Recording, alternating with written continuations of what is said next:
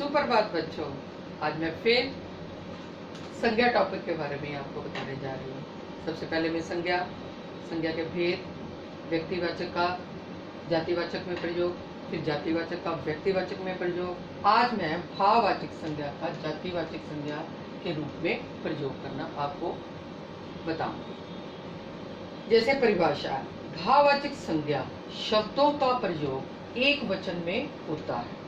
भाववाचक संज्ञा शब्दों का प्रयोग एक वचन में हम करते हैं, किंतु जब कुछ भाववाचक संज्ञा शब्द बहुवचन में प्रयुक्त होते हैं, वही भाववाचक संज्ञा के शब्द जो है वो बहुवचन में, एक वचन में नहीं बहुवचन में प्रयुक्त होते हैं, तब वह जातिवाचक संज्ञा बन जाते हैं। भाववाचक संज्ञा है वो एक वचन में प्रयोग होती है, और जब भी वही शब्द हम भाववाचक संज्ञा के शब्द जो है बहुवचन में प्रयोग करते हैं, तो वो जातिवाचक संज्ञा बन जाती है। कैसे? जैसे बच्चों की प्रार्थनाएं व्यर्थ नहीं जाती। अब प्रार्थनाएं क्या है? यहाँ पर बहुवचन है, हम कहेंगे प्रार्थना जो है वो भाववाचक संज्ञा में आता है।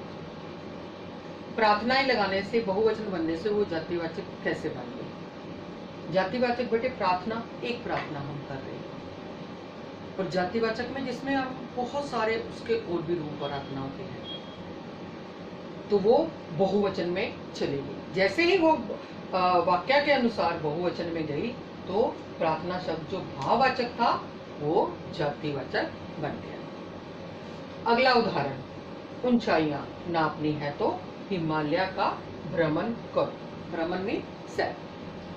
ऊंचाइयां नापनी है, ऊंचाई जो है वो भाववाचक संज्ञा में आता है, एक वचन।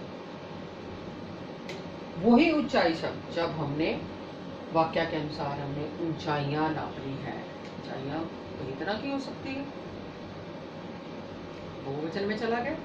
जैसे वो बहुवचन में गया, उसका रूप भी जातिवाचक बन गया। अगला, बुराइयों से बचो।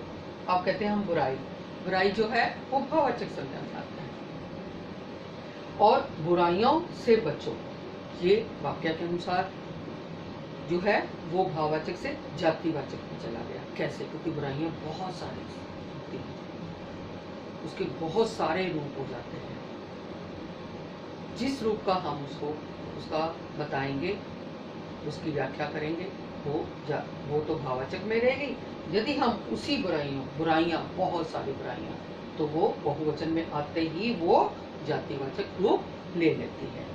अगला उदाहरण, आजकल व्यक्ति को बच्चों की पढ़ाइयां मार देती हैं। अब पढ़ाई भाववाचक संज्ञा, एक वचन, पढ़ाइयां। अब पढ़ाइयां तो एक पढ़ाई थोड़ा कि एक क्लास में बच्चा पढ़ता है, वो बहुत कुछ पढ़ता है, इंजीनियरिंग पढ़ता है, डॉक्टरी पढ़ता है, फैशन डिजाइन पढ़ता है, इतनी सारी पढ़ाइयां हैं हमारे पास पढ़ने के लिए। तो ये पढ़ाइयां यहाँ पर बहुवचन में, जैसे ये बहुवचन में एक वचन से बहुवचन में गया, तो ये जातिवाचक संज्ञा का रूप ले लिया। अब मैं आपको बताऊंगी, ये मैंने दो वाक्य जो आगे बनाए हैं वो समूहवाचक और द्रव्यवाचक के अनुसार बनाए हैं। ये भी जातिवाचक में चले जाते हैं। है ये जातिवाचक के रूप, परंतु ये कैसे बदल जाते हैं? खाली जातिवाचक में। हमारी सेनाएं वीरता से लड़ी। हमारी सेनाएं, अब सेनाएं बहुवचन, और ये समूहवाचक है। सेना जो होता है समूहवाचक में आता है। सेनाएं, जल सेना, थल, वायु, बहुत सारे उसके रूप आ गए, बहुत सारे। कौन सी सेना? तो ये जातिवाचक में चलेगी। सेना अभ्यास कर रही है, यहाँ एक वचन है, कोई एक सेना होगी, भाववाचक। ये समूहवाचक में आता है। ऐसे ही द्रव्यवाचक इसका एक और रूप है। वनस्पति तेलों का प्रचलन शहरों में ज्यादा है। अब तेलों बहुवचन, तो ये जातिवाचक संज्ञा है, ना कि द्रव्यवाचक। हम कहेंगे तेल तो द्रव्य है तो द्रव्यवाचक होगा, नहीं, ये जातिवाचक संज्ञा है। कैसे? सरसों का तेल पीला होता है। अब हमने सरसों का तेल बोला है, तो ये तेल यहाँ पर जो है द्रव्यवाचक है। परंतु यदि हम उसी का बहुवचन वाक्य के अनुसार बहुवचन में करते हैं तो ये जाति होती। तेल तो बहुत तरह के हैं, सरसों का तेल है, तेल वनस्पति तेल है, उनके बहुत सारे नाम हैं।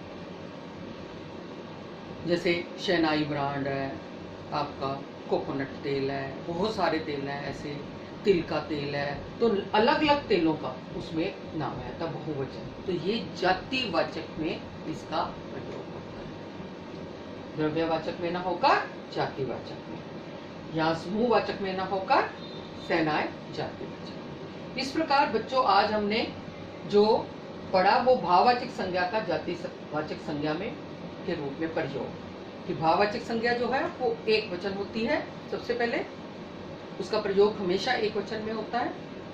जब उसका रूप बदल जाता है तो वो जातिवाचक रूप में आ जाती है। प्रार्थनाएं, ऊंचाइयां, बुराइयां, बड़ाइयां, ये सब जो है हमारे भाववाचक संज्ञा को जातिवाचक में बदल दिया, और ये समूहवाचक और द्रव्यवाचक। तो आज का हमारा संज्ञा पाठ जो है वो आज पूरा हुआ, जिसमें हमने संज्ञा के भेद और उसके जो जातिवाचक और व्यक्तिवाचक संज्ञा में अंतर, और व्यक्तिवाचक का जातिवाचक में प्रयोग होना, जातिवाचक का व्यक्तिवाचक में प्रयोग होना, और भाववाचक का जातिवाचक में कैसे प्रयोग किया जाता है, इसके बारे में मैंने आपको वीडियोस में बताया। आशा करती हूँ सब बच्चों को ये मेरी वीडियोस बहुत अच्छी लगी होंगी, क्योंकि मैंने बड़े सरल तरीके से इसको समझाया है, और सब बच्चे सब्सक्राइब करेंगे और थम्स अप देना नहीं भूलेंगे।